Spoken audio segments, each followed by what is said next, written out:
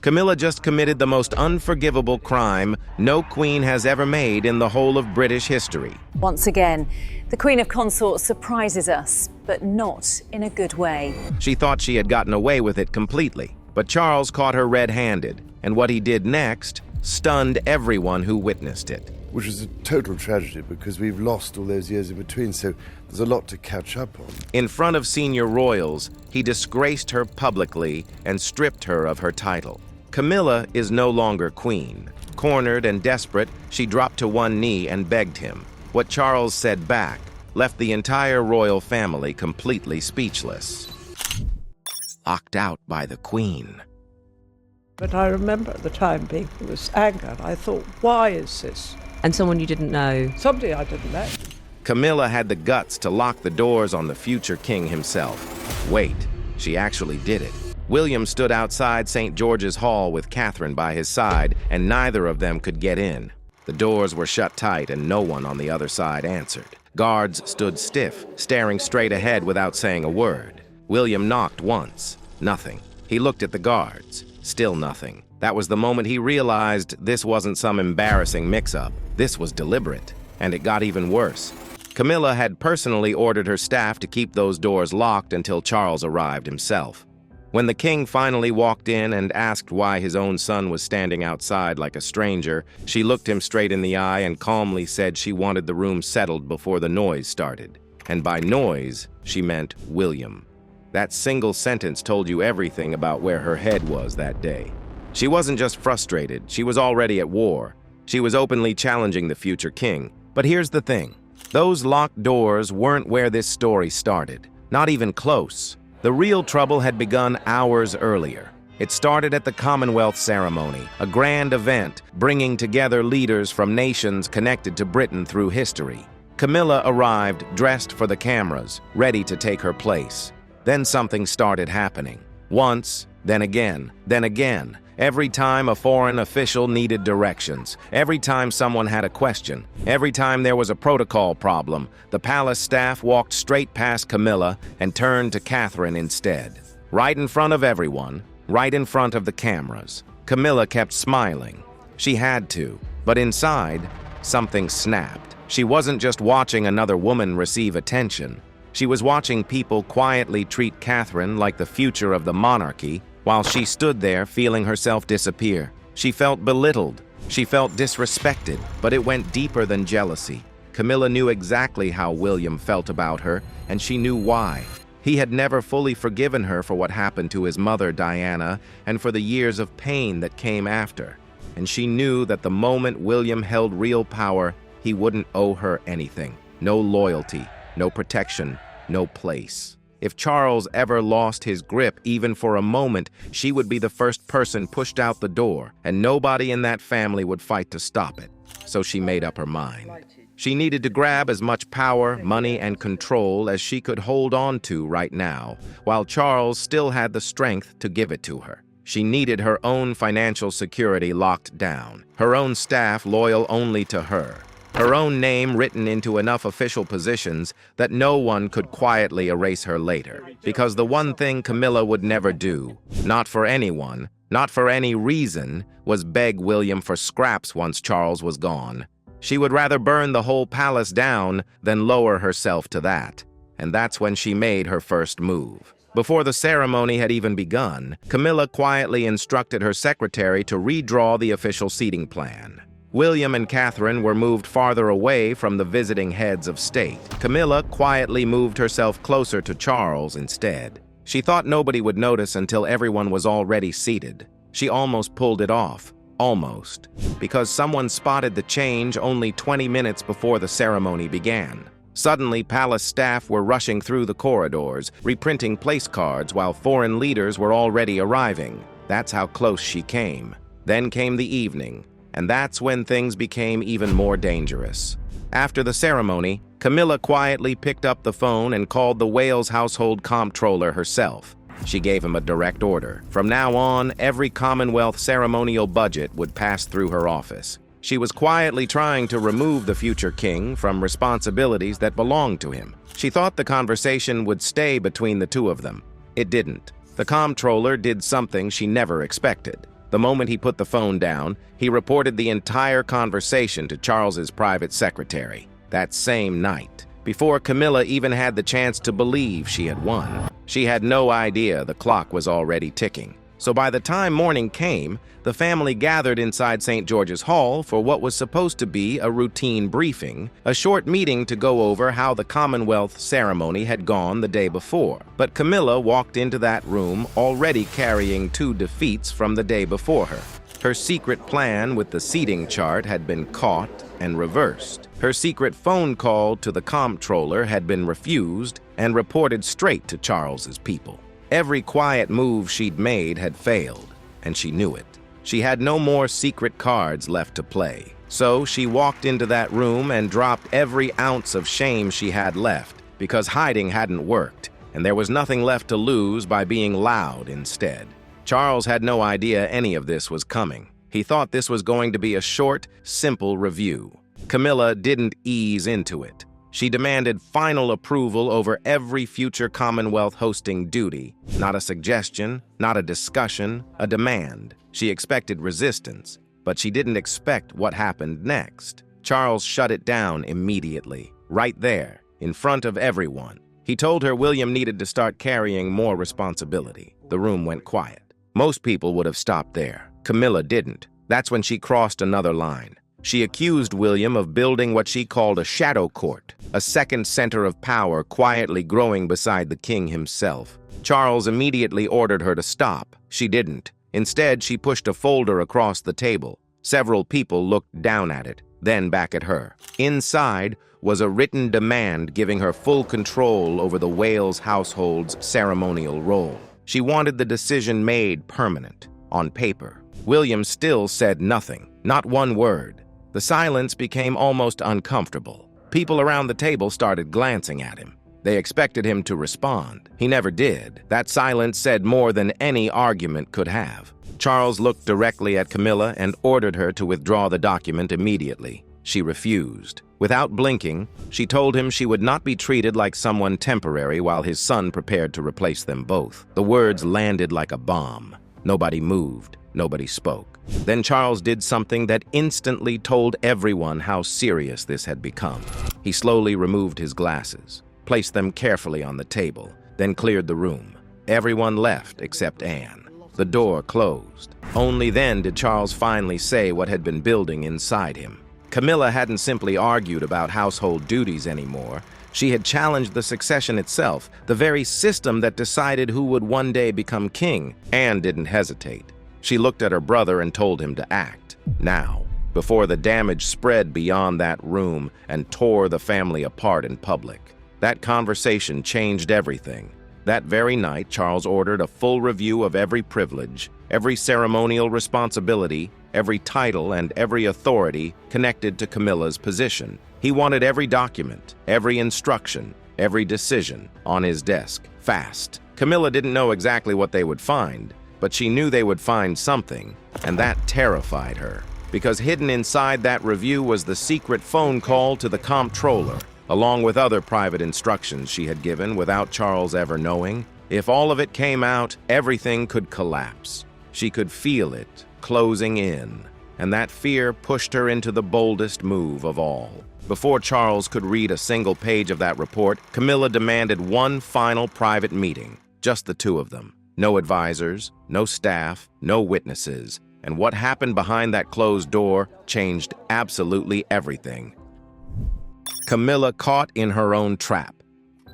Camilla demanded that meeting, and she got it. No advisors, no staff, no witnesses, just her and Charles, alone in his private sitting room, with a folder sitting on the table between them that neither one of them had touched yet. Wait, she actually walked in there believing she still had the upper hand? She did. Because underneath all that anger, something else was eating at her. Real fear. Fear of what Charles and the people around him were about to do once that review was finished. She didn't know how far they'd go. She didn't know if this ended with her losing a few duties or losing everything. And that not knowing was worse than anything else. So she sat down across from her husband, folded her hands so they wouldn't shake, and waited. Charles spoke first, and he came in soft. He told her he knew what she'd been trying to do. grabbing for power that was never hers to take, doing it quietly, doing it without shame, going behind the backs of people who trusted her. He wasn't ready to destroy her over it, not yet. So he offered her a compromise. She could keep her title, he said, but she'd have to give up staffing power and hand over several of her duties, a quiet way out, a chance to save face before things got worse. Camilla looked at him like he'd insulted her. A title with no power behind it, she said, is not a title. It's a decoration, something you hang on a wall and admire, not something anyone respects. And then she turned it on him. She accused William of pulling the strings on this entire thing from outside the room, dictating the terms of her own marriage without ever having to say a word to her face. Charles's patience ran out right there, fast, faster than she expected. He told her flat out that this had nothing to do with William's ambition. This was about her refusing to respect boundaries the sovereign himself had set. She fired back. She reminded him that she stood by his side when the entire country treated their relationship like a national disgrace, when people spat her name in headlines, when nobody thought she'd survive the hatred. He didn't back down. He told her plainly that love does not excuse a challenge to the next reign. And that's where she made a huge mistake. She thought she still had the room. She didn't, because Charles reached down and opened that folder, and what came out of it stopped her cold. Inside was the letter itself, the very order she had already given, now sitting in Charles's hands as proof. Her own handwriting, her own words. Skip the Wales household completely. Don't tell William or Catherine anything. Report every single ceremonial decision straight to her office instead. She already knew she'd done this. She'd hoped it stayed buried. But there it was, in her own hand, impossible to deny, impossible to talk her way around. She thought that was the worst of it. It wasn't, because right next to that letter was a second piece of paper, one that looked like it carried Charles's own signature at the bottom, giving official permission for that same bypass. Like the king himself had approved cutting his own son out, but he never signed it. He never wrote it. A handwriting expert on Charles's staff had already proven it was fake, copied stroke by stroke off an old anniversary card Charles had sent her years earlier, back when their marriage still meant something soft and simple. She had forged her own husband's signature to make her power grab look official. Camilla's face went pale. Her hands, the ones she'd been holding still this whole time, started to tremble. And then came the third piece. Charles had a full transcript of her phone call to the comptroller, word for word. Recorded automatically, standard palace protocol, nothing she could argue her way around. She had no idea someone was already watching every move she made, no idea the walls themselves had been listening. With nowhere left to turn, Camilla panicked, not a little. She completely panicked. If the review continued, everything she had been trying to keep hidden could end up sitting on Charles's desk. And that's when she did something nobody in that room saw coming. She looked Charles straight in the eye and made a threat, a real one. If he didn't stop the review, she would tell the world everything. Wait, she was threatening the king? Yes. She told him she had already made arrangements to leak the truth about their affair from the early years, the relationship the palace had spent decades trying to bury, straight to a tabloid contact she had known long before she entered the royal household. Then she twisted the knife even deeper. She reminded Charles that she knew exactly which secret frightened him the most. Diana. She told him that if he forced her into a corner, she would tell the whole world what he had really done to Diana. She knew exactly where to hit him. She knew exactly which wound had never healed. For a moment, the room fell completely silent. What happened next stunned her completely. Charles didn't flinch. He told her he already knew.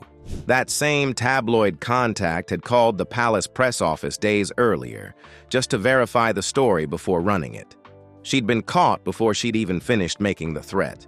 That was when everything blew up. Camilla slowly looked down at her left hand. Then, without saying a word, she slipped off her wedding ring. She held it in the palm of her hand for a long, heavy moment. She just stared at it. Her hand was shaking. For a second, it looked like she was about to end everything right there. Then she did something nobody expected. Slowly, she slid the ring back onto her finger. Oh, wow. She looked at Charles and told him she was still his wife. She still meant every vow she had made, But there was one thing she could never forgive. Never. She told him he had treated her like a disloyal member of staff, not the woman who had stood beside him through everything. Neither of them spoke. There was nothing left to say. Then Camilla stood up. She didn't wait for an answer. She didn't look back. She walked straight out of the room. The door closed behind her, and Charles was left sitting there, alone. She thought she'd won something by leaving on her own terms. She hadn't.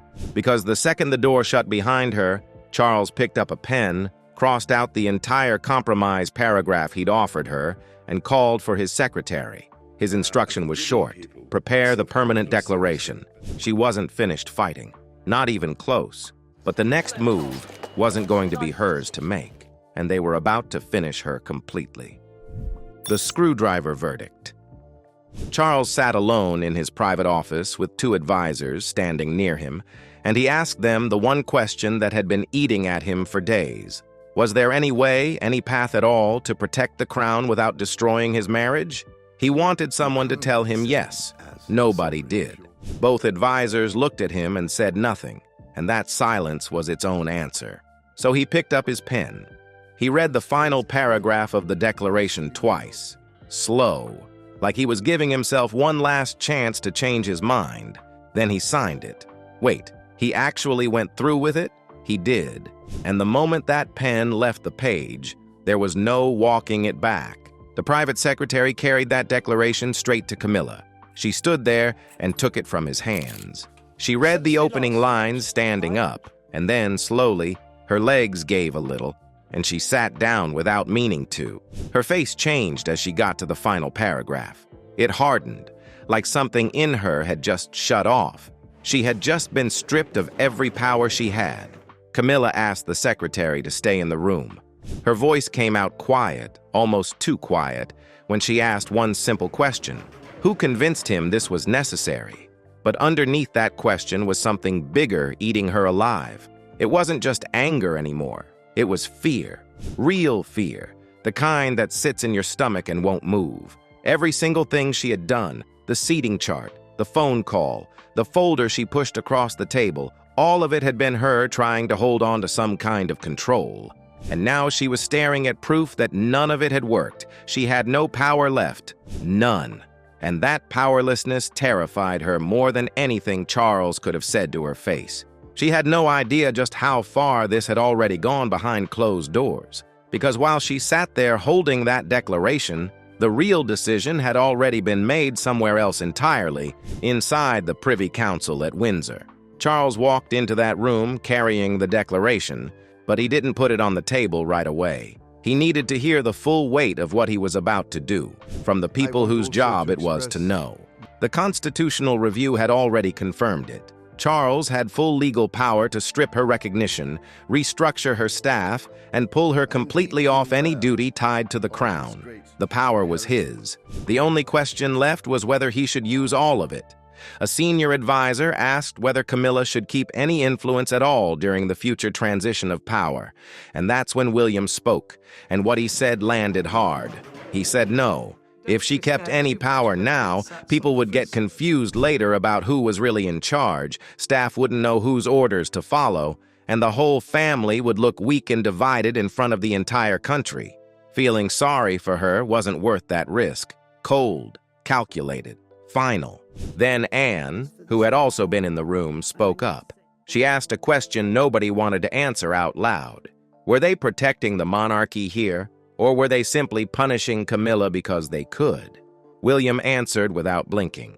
Punishment, he said, would mean dragging her through public humiliation. Protection meant something else entirely, a controlled and dignified withdrawal, done quietly, done with some shred of decency left intact.